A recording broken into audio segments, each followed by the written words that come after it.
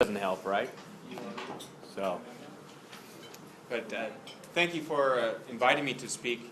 I'm going to focus on three areas of what we work on in our office. Let's see if I can get my PowerPoint to work here. Here we go. I'm going to focus on the common business valuation methods, the business value drivers, which I'm sure you get those questions asked in your business by the CEO.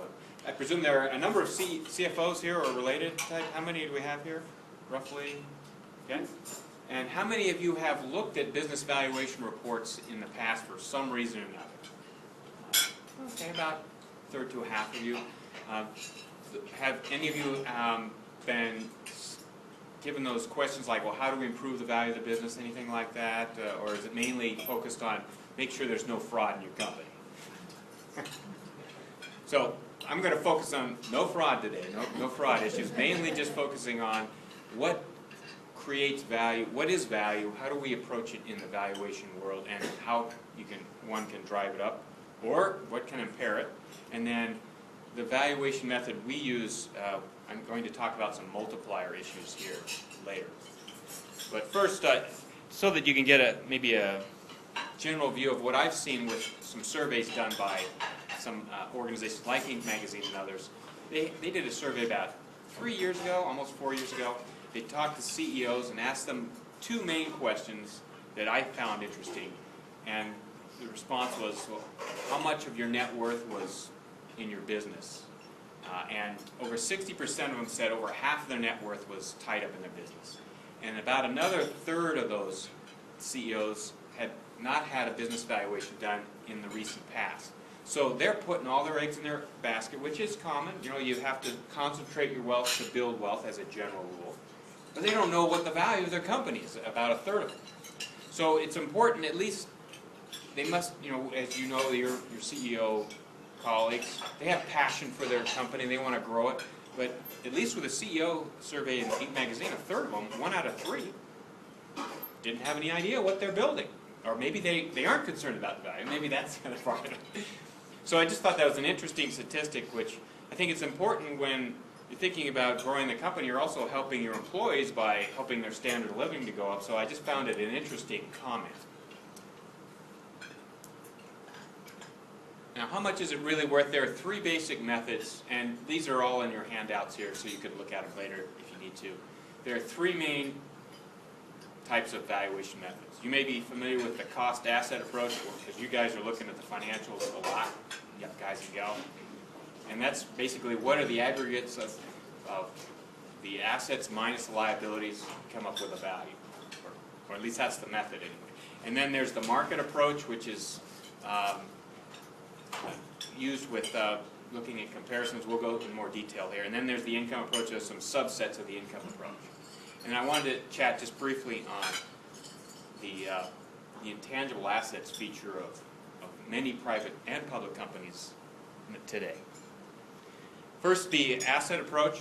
As I mentioned, it's really a fair market approach, but it's the assets individually, and you aggregate them together, and you minus the liabilities, you come up with a value. So you can see here that the common type of assets showing on any balance sheet. There are some assets, though, that are intangible, like the intellectual property and distribution relationships that don't show on your records. There are some companies that, even though they can't patent or copyright the intangible, whatever that is, it's still a strategic competitive advantage, which when an outsider, and even a business valuation analyst says, well, what would an outsider want to pay for this? They include the intangibles, whatever those may be. Maybe it's like the secret sauce that, that just your people that understand how to conduct business better than your competitors. But it's not shown on the financials. That's, of course, what I call goodwill, or some people call blue sky. It's intangible. It's not even on the books. So those are issues to keep in mind in the next couple discussions here. But that's just breaking it down to kind of look at the smallest denomination of the assets, figure out what the fair market value, less the liabilities, you come up with that. The most appropriate time, in my view, of using this method is liquidation. We're talking about either receivership or bankruptcy or pre-bankruptcy. I want to give you an example here. I have a colleague that actually helped value a company and then he helped sell it. You know, he actually got the valuation from somebody else, but he had a company that was burning through $200,000-300,000 in cash flow a month. It was a high-tech company, but one thing as he analyzed the assets was they had a fiber optic cable distribution system that was, as he learned when he snooped around with other potential buyers, was very valuable. So that's a perfect example where he actually was able to come up with a value that was the market would bear, and was able to sell the company and pay off all the debts. But that's an example where we're talking about liquidation here. Then you have to use this approach because the other approaches aren't valid. You can't use a comparison approach because it's going down.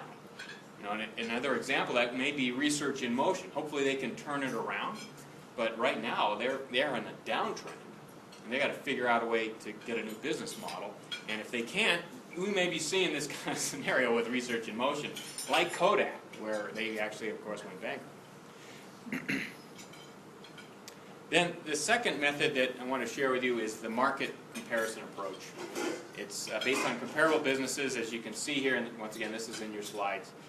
You look at a good sampling of similar companies and go through a price-earnings ratio or revenue to book, and even industry's rules of thumb. And then you come up with a value or a median or a combination of both where and based on, you weight the averages as well, and then you come up with a value. An example where this works really well is franchising. You know, you have either a franchisor that has a similar type, maybe they got 100 franchises out there and he wants to sell. You look at a similar franchisor that's maybe sold in the recent past. It's the same concept with commercial real estate or residential real estate. You're looking at good comparables, and then you come up with, that's a general approach. This is a great method when you have really high quality comparables, like as I said, in a franchisor or multi-unit franchisees that have similar data out there that they can look at and then eventually at least come up with a good quality value. This is really precise when you have that situation. If you don't, then that's a major weakness. And the reason why is the data services like Capital IQ and Pratt Stats, all these different kinds of data service providers out there, they only have a certain amount of quantitative information. They don't have the qualitative, the underbelly, so to speak, of what happened with these transactions when you're looking at the comparables. So we don't know if, even though it doesn't show on the stats on company X, they may have been under distress or management was not in good shape, because management is really key in valuing a company, understanding if there's, because we have to think about the future even when we're doing valuation work. We may be